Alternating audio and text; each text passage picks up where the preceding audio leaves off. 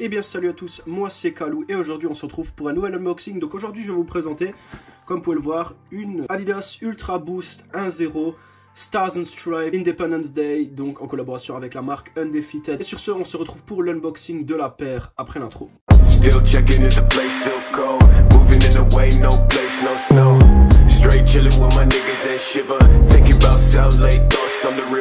Donc voilà les amis, aujourd'hui, comme je vous ai dit précédemment dans l'intro, donc une Ultra Boost, ce qui est très rare et particulier. Comme je dis tout le temps, je suis pas fan, absolument pas du tout fan de Adidas, et ce n'est pas ironique, ma marque préférée reste Nike avant tout, malgré que j'aime bien les Yeezy.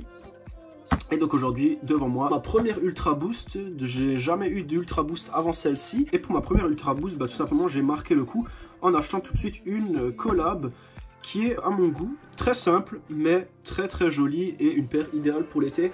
L'autre Adidas que j'ai était donc la Adidas en collaboration avec Daniel Arsham, donc les The Past Undefeated, qui est un shop qui a déjà fait pas mal de collaborations avec Adidas, qui ne marche pas forcément, si c'est triste parce que bon, les collabs sont pas très dégueulasses, mais bon. Donc une Adidas Ultra Boost, comme vous allez voir dans quelques instants. Une Ultra Boost donc qui affiche un retail de 220 €, ce qui n'est pas un secret, sachant que la majorité des Ultra Boost sont assez chères. Elle est là. Voilà, la Ultra Boost Undefeated Stars and Stripes ou Independence Day comme vous voulez. J'ai le flash, donc je filme avec le flash. Il y a ces parties en 3M réfléchissantes déjà qui apparaissent, donc le logo Adidas, très discret. On a, comme vous pouvez le voir ici, des lacets. Donc vous avez les lacets bleus et les lacets rouges. Ici bien sûr vous avez donc sur les lacets blancs les caps qui sont dépareillés. Donc vous avez bleu et rouge pareil sur l'autre. L'intérieur comme vous pouvez voir qui est rouge. Et bien sûr le plus captivant, le plus impressionnant sur cette paire, c'est donc au niveau du upper, vous avez donc ce logo à 5 branches de la marque Undefeated, donc du shop Undefeated. C'est vrai que c'est simple mais c'est très joli, franchement je trouve ça cool. Le modèle en lui-même est plutôt simple, on va pas se le cacher. Franchement, il n'y a rien à dire. Moi, franchement, je la trouve propre. Et pour la petite histoire, donc j'ai acheté cette Ultra Boost sur Foot Patrol, et tout simplement parce que j'ai pu l'avoir pour 160 €. Je sais pas si c'était une promo permanente ou juste une promo pendant quelques temps, quelques jours. Et que j'ai de la chance sur le coup, j'étais sur Google, j'ai tapé Ultra Boost Undefeated, je voulais une fois voir le modèle, et bim, je tombe sur quoi? Première offre sur Google à 160 € au lieu de 220, donc elle affiche un retail au moins à 220, et moi je les ai chopés pour 160 €.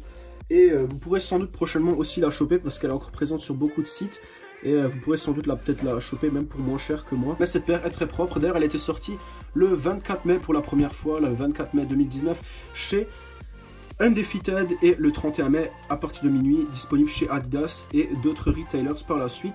Je rappelle d'ailleurs que ça n'a rien à voir avec l'Independence Day, malgré qu'elle s'appelle comme ça et qu'elle y est assimilée, parce que l'Independence Day aux États-Unis est le 4 juillet, donc la vendre plus d'un mois avant. Quelle est l'utilité? Je ne sais pas. Ils auraient pu la drop le 4 juillet, même si c'est un jour férié, du coup peut-être les gens n'auraient moins acheté, mais alors le jour de la veille, ou je sais pas, mais en tout cas l'Independence Day, le jour d'indépendance des États-Unis, est donc fixé au 4 juillet chaque année. On connaît déjà le boost de la Yeezy, moi j'ai quelques Yeezy chez moi à la maison, donc je sais à quoi m'attendre au niveau du confort, j'en doute pas. C'est vrai que c'est une paire qui est plutôt running à la base, la Ultra Boost, et pourtant elle est très fashionisée. Il y a beaucoup de gens qui la portent en lifestyle. La paire est très jolie, mais j'ai toujours trouvé qu'elle a un retail très élevé qui n'est pas forcément à mon goût. 220 €, c'est quand même très salé. Je l'accepte pour la Yeezy, mais pas du tout pour ce modèle. Donc déjà vous avez au niveau du upper, donc comme vous pouvez le voir ici, c'est un espèce de flocage, le logo Undefeated, donc qui est bleu et rouge sur celle-ci. Nous avons donc cette fameuse cage en espèce de plastique flexible, on dirait un peu du caoutchouc mais c'est du plastique, qui est donc cousue en ce point au niveau du upper. Donc voilà, vous pouvez pas complètement la détacher, elle est fixée à cet endroit là, donc précaution si vous tirez dessus à ne pas trop la casser.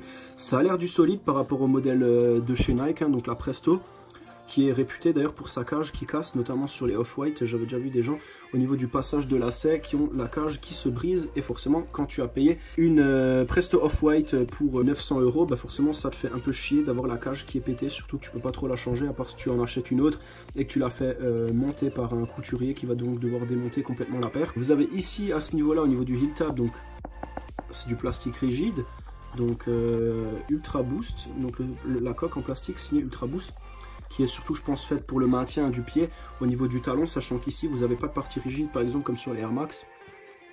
Donc c'est vraiment je pense pour maintenir le pied en place. Sur la face intérieure vous n'avez pas le Ultra Boost, mais vous avez en bas dans cette partie là donc le bout de plastique qui passe donc par ici et qui se rejoint donc au milieu. Ce qui m'avait étonné, je crois au début que c'était un défaut de fabrication, c'est au niveau du talon, donc cette lèvre en caoutchouc qui dépasse en fait la semelle. On dirait que la semelle a été collée un peu trop en retrait, mais non. C'est d'après ce que j'ai vu sur internet, c'est totalement normal sur les Ultra Boost d'avoir cette languette derrière qui dépasse. Moi je trouve que ça fait assez con, mais bon c'est pas grave. Adidas en a décidé comme ça, c'est comme ça. Mais voilà, donc comme dit, hein, c'est ma première Ultra Boost, donc je constate. Nous avons au niveau du heel tab, donc le pull tab, comme ils appellent ça chez les Anglais, donc cette languette qui est comme sur les Yeezy, sauf que dans les Yeezy, c'est dans l'autre sens, avec le petit drapeau des USA, qui est très sympathique et qui est aussi floqué, avec une texture un peu caoutchouteuse dessus. Vous avez bien sûr le upper qui est complètement en mèche, ou en prime knit, hein, comme vous voulez. Le prime knit, c'est surtout cette partie-là, je pense, ici, qui est d'ailleurs, c'est très agréable au toucher, c'est pas aussi rigide que sur les Yeezy, c'est assez propre, j'aime bien. Au toucher, c'est assez sympa. Vous avez une semelle continentale comme la marque de pneus, qui sont donc en partenariat avec Adidas, qui font les semelles pour Adidas, donc avec leur caoutchouc. Enfin, sur toutes les Ultra Boost en général, c'est cette semelle à poids, assez sympa, avec le boost apparent à travers. Et donc le boost hein, qu'on retrouve dans beaucoup de chaussures de chez Adidas, hein, qui est réputé et qui n'a pas de mauvaise image, hein, c'est un confort inégalé. Hein. Et bien sûr, vous avez hein, la partie à l'avant, vous voyez comme c'est flexible, hein, c'est ultra mou.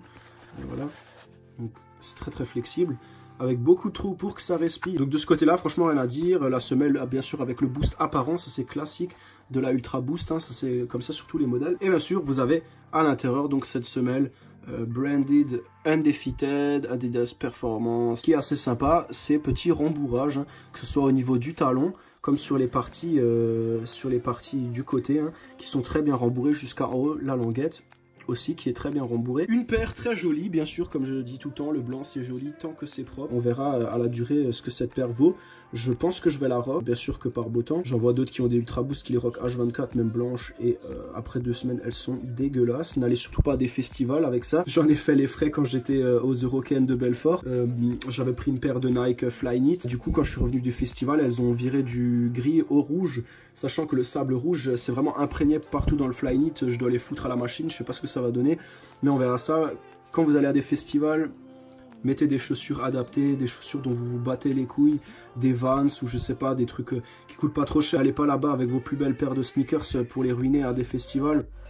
Vous allez vous en mordre les doigts. Surtout, je voyais des gars là-bas se ramener avec des hits. Après, est-ce qu'elles étaient legit ou pas, je sais pas. Mais je voyais des gars genre se balader là-bas avec des paires de collab qui sont pas hyper courantes non plus. Et les voir dans ces états, laisse tomber quoi. Ça a fait mal au cœur à mon petit cœur de sneakerhead. Donc ouais, je vais vous afficher une photo unfit de la paire pour que vous puissiez voir à quoi ça ressemble. Donc franchement, la paire est très propre. Si vous pouvez l'avoir pour moins de 220 €, moi je vous conseille vraiment de l'acheter. Pour moins de 220 c'est vraiment trop élevé. Attendez qu'elles soient en promo à gauche à droite. Vous verrez, les promos vont bientôt tomber. Foot Patrol, c'est un des premiers sites maintenant où j'ai vu qu'elle était une promo assez conséquente quand même, hein. Vous passez de 220 à 160, donc ça fait quand même 60 balles d'économie pour une paire qui reste chère. Même à 160 ça reste cher, hein, je vous cache pas, mais pour une collab et un modèle qui n'est pas des plus pourris de chez Adidas, sachant que la Ultra Boost c'est un peu le flagship des paires de Adidas, donc c'est un des modèles phares quand même. Pour 160 €, je dirais que c'est tolérable. Après, si vous pouvez l'avoir pour moins, achetez-la pour encore moins. Vous voyez bien que la collab en elle-même est très belle, mais n'a pas non plus de détails et d'anecdotes de ouf, de malade, qui justifient, comment dire, le prix et du travail effectué, sachant que là, on n'a pas beaucoup fait. On a pris une Ultra Boost blanche classique et on a claqué quelques logos dessus et des belles couleurs, quoi. Et voilà, donc ça, c'est une collab Undefeated. Voilà, donc c'est rare d'ailleurs qu'ils ont des collabs un peu claqués comme ça, c'est-à-dire au niveau de la recherche, hein, les précédents modèles Undefeated, j'avais pu présenter la Pure Boost, j'avais présenté en vidéo il me semble, qui était plutôt jolie à côté de celle-ci, avec ce petit camouflage et ce flocage Undefeated, très joli. D'ailleurs je vous invite à checker cette vidéo aussi également si vous voulez voir l'autre Undefeated que j'avais unbox. Je vous mettrai donc les liens en bas dans les commentaires de la Adidas blanche que j'ai et aussi de la Pure Boost que j'avais. Donc ouais, n'hésitez pas à me donner vos avis généraux sur la paire. Donc je vais encore une fois la mettre dans cette position avec donc les lacets pour que vous puissiez un peu la voir. Voilà, donc n'hésitez pas à me donner votre avis dans les commentaires sur cette paire, franchement moi, je la trouve sympa. Soit déjà de bonnes vacances à tous, pour ceux qui sont en vacances. Bah n'hésitez pas à vous abonner à la chaîne, on est de plus en plus nombreux, ça augmente, ça augmente. Likez les vidéos, commentez-les si ça vous intéresse, si vous avez des questions, vous savez vous-même, pour ceux qui me suivent déjà depuis un moment, je réponds à H24, à tous les commentaires, en général, même dans les 30 minutes. Sans trop m'avancer, mais je réponds très très vite. Donc de ce côté-là, je pense que je suis plutôt bon et j'en profite tant que je peux encore le faire. Ce sera peut-être un jour plus le cas. Donc j'en profite un max de pouvoir encore répondre à tous ces messages H24. Et sur ce, on se retrouvera pour un nouvel unboxing la semaine prochaine. Une petite Air Force One, vous allez voir. Vous n'allez pas être déçus. On se retrouve donc la semaine prochaine pour un nouvel unboxing. Et sur ce, je vous souhaite une bonne après-midi ou une bonne soirée les amis. Et je vous dis à la prochaine. Ciao, ciao.